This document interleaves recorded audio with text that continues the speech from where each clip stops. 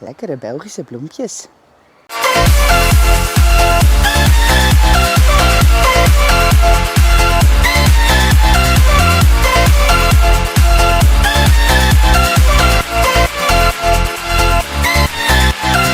Zandstraat TV! Zoals jullie in onze vorige video hebben gezien, zitten wij in een 5-persoons premium cottage. Wij zullen jullie deze eens even uitgebreid laten zien. Hallo! Rechts zie je de kapstok. Nadat we onze jas hebben opgehangen, lopen we direct de eerste kamer in. De bedden zijn opgemaakt en aan beide kanten is voldoende kastruimte. Eén deur verder is de badkamer en vind je ook het enige toilet. De afwerking is hoogwaardig en douchen doe je in het bad met de badwand.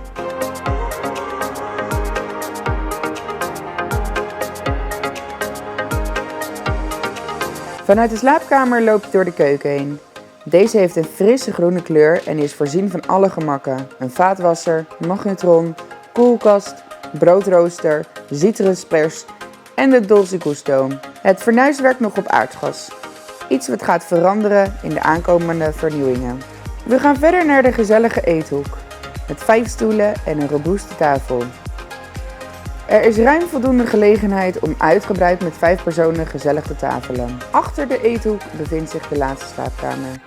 Met 1 persoonsbed en een kledingkast. De zithoek is ruim en heeft de welbekende wikkerbank met de oranje kussens die bij het premium interieur horen.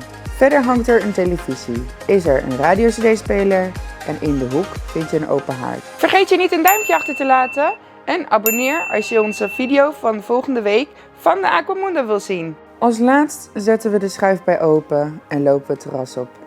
Het tuinmeubilair staat al klaar, zodat je van het mooie weer kunt genieten.